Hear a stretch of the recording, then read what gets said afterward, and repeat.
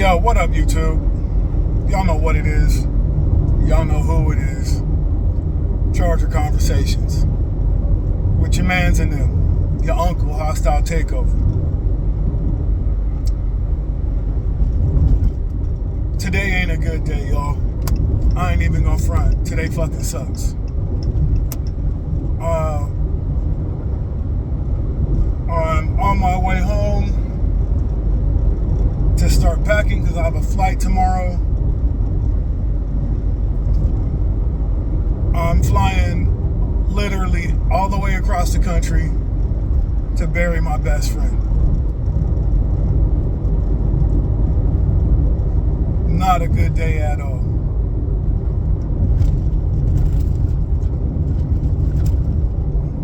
Shit is trash. But that's not what the fuck we talking about today, man. We're talking about some whole other shit.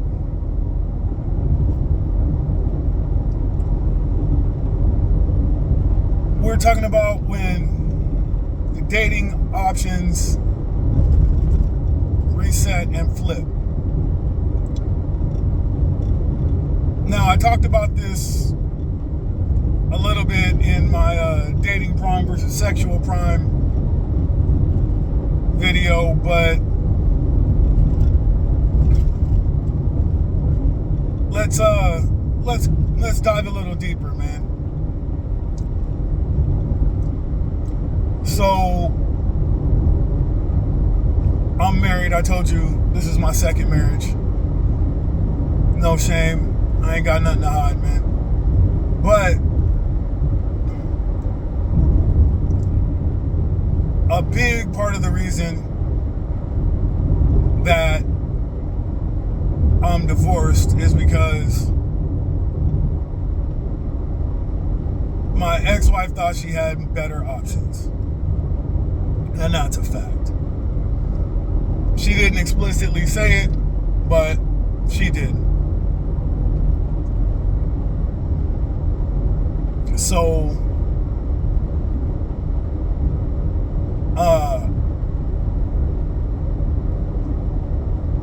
I was 34 when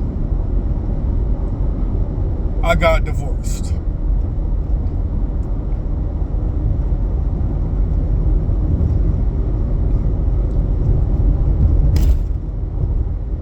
And my ex-wife and I are the same age.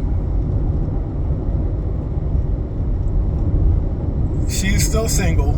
I've been with the same woman. A younger, prettier, more traditional version, not even version of her, a younger, more traditional and prettier woman than her, and she is still single.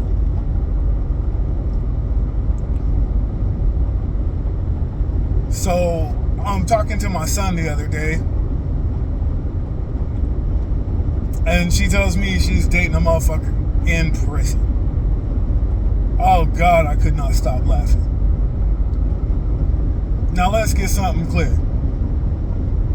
We don't live in the same state anymore. She moved halfway across the country, thank God. But she lives in a city of 400,000 people, which is way bigger than the city I live in. By like double. Right?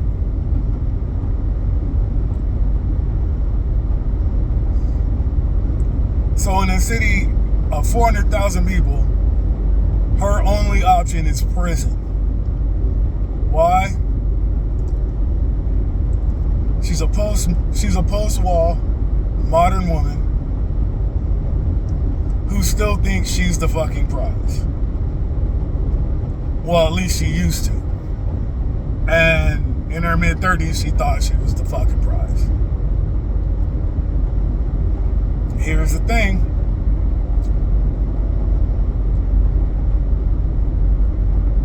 Women don't realize that shit has flipped until they're in their 40s. They really think that just because they can get a date or some dick that they're still in the driver's seat of the sexual marketplace.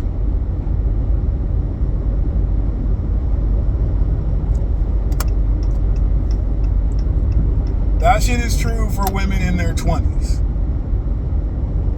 Especially if that woman is in her 20s with no kids.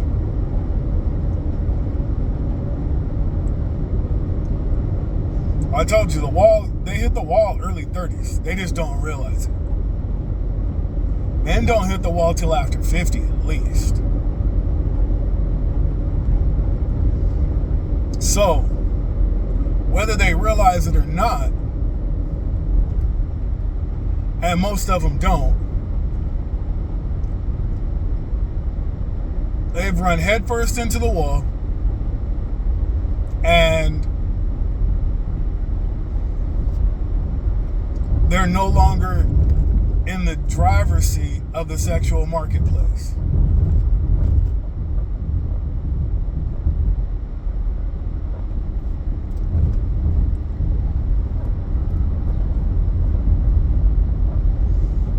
And some realize it earlier than others. Some realize it and don't want to admit it, and they delude themselves into thinking they still have, more options than they do. Others never realize it. Then they get on TikTok singing the blues about how hard the dating scene is and no one wants to take them seriously and settle down. Here's the thing. It's important because they still, even at that stage, think that they're above somebody or somebody's not on their level. Mostly because they've accomplished more. They've, they finished school and whatever the hell else. All that stuff that we know, that society actually knows, men don't give a fuck about.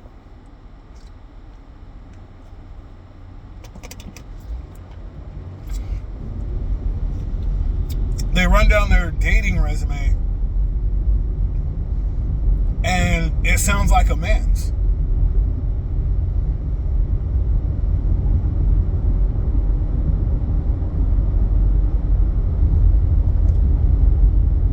It really does. It sounds like a man's. Because they think we want what they want. And society has tried to drill that into men, that we should want what they want. But our biology resists it every fucking time.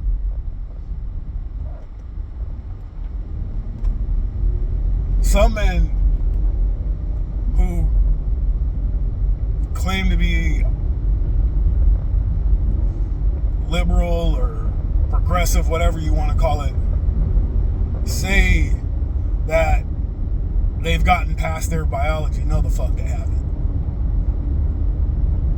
Any man who says that stupid ass shit didn't have a choice. Any man with a choice does not go against his own biology.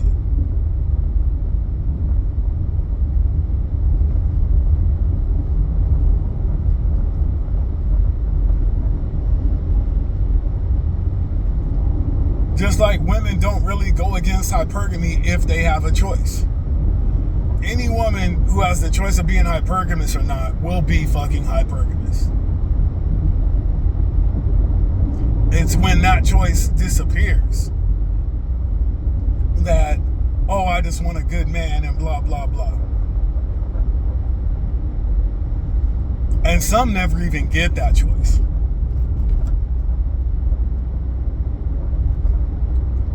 But then, like I said, that dating power dynamic inverts and shifts to men. And it usually happens for men around their mid-30s.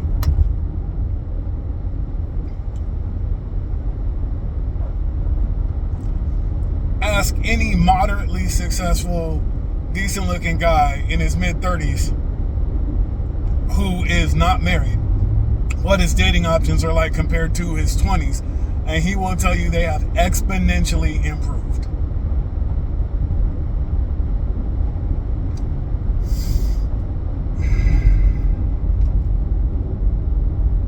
And that's just the truth. It is what it is, man. So if you're young and you're not having a whole bunch of good fortune on the dating scene, it happens. You know, it just does. Everybody isn't fortunate on the dating scene.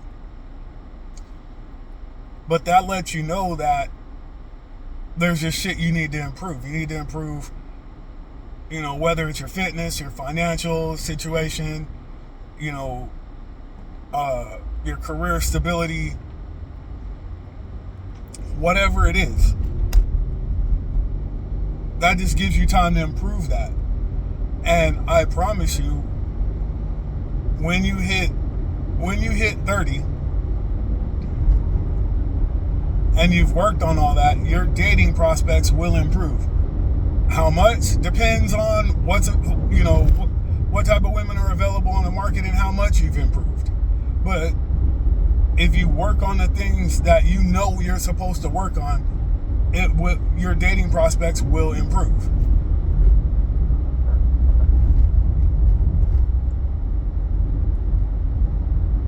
So find your purpose, get on your purpose, work on your purpose, work on self-improvement, physically, mentally, spiritually, whatever spiritually means to you, by the way. I'm not saying go to church or join this religion or that religion. But you have to have something above you that drives you other than your purpose. Something that gives you a moral code, whether it's religion or something that you find for yourself that just says, these are my core guidelines that I will not deviate from for anything. All right? When you do that,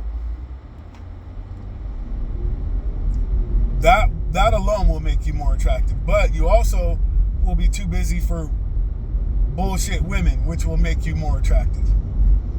All right? But again, these aren't the full-length joints. Coming soon. I heard the spot's ready. Now we just gotta get our equipment and whatnot in there and let's go. But we're gonna deep dive into all this shit with all the relevant information to back it up. So the next few days I won't be posting. I'll be dealing with what I gotta deal with. But I'll be back this weekend. So, as always, middle fingers up. Be safe. Stay dangerous.